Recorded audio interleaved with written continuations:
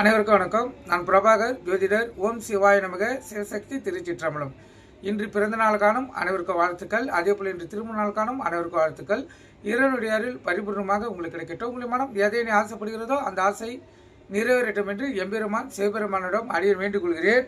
இப்போ நான் என்ன சொல்ல போகிறேன்னா, இன்று ராமநவமி, அதை பற்றி தான் சிறு விளக்கம் சொல்ல போகிறேன். கற்றுக்கொண்டு பயன்பெறுங்க.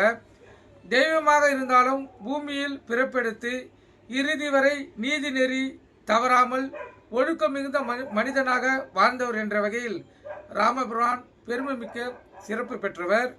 இப்போ அவர் பிறந்த நாளே இந்த ராமநவமியாக கொண்டாடப்படுகிறது. அதாவது ராமபிரான் அவதரித்த புண்ணிய நாளான ஸ்ரீ ராம நவமியாக கொண்டாடி வருகிறோம். அதாவது பங்குனி மாதம் வளர்பிறை நவமியும் புனர்பூச நட்சத்திரமும் சேர்ந்திருக்கும் நாளே ஸ்ரீராமரின் அவதார தினமாகும். சில வருடங்களில் இந்த நன்னாள் சித்திரை மாதத்தில் அமைவது உண்டு. ஸ்ரீராமர் பிறந்தபோது புனர்பூச நட்சத்திரம் 4ஆம் பாதத்தில் 5 கிரகங்கள் உச்சத்தில் இருந்தன. ஸ்ரீ ராமநவமி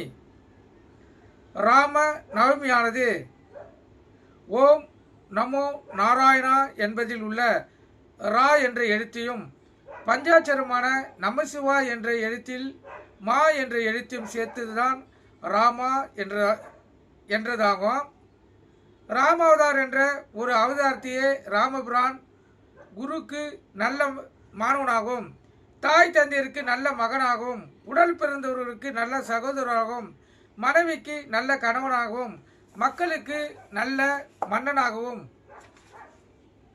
நண்பர்களுக்கு உற்ற தோழனாகவும், பகைவர்களுக்கு சிம்ம சொப்பனமாகவும் என்ற பல அவதாரங்களை இந்த ஒரே ராம அவதாரத்தில் நிலைநிறுத்தினார். ராவணனை அழிக்கும் பொருட்டு மண்ணில் தோன்றிய மனித குலத்துக்கு ஒழுக்கம் மற்றும் தர்மத்தை கற்றுக் கொடுத்த ராமபுரான் அவதரித்த தினம் இந்த ராமநவமி என்று அழைக்கப்படுகிறது. இதுதான் இந்த ராம நவமி உருவான கதை. கருத்தில் கொண்டு பயன்பெறுங்க. நன்றி, வணக்கம். வாழ்க வளமுடன்.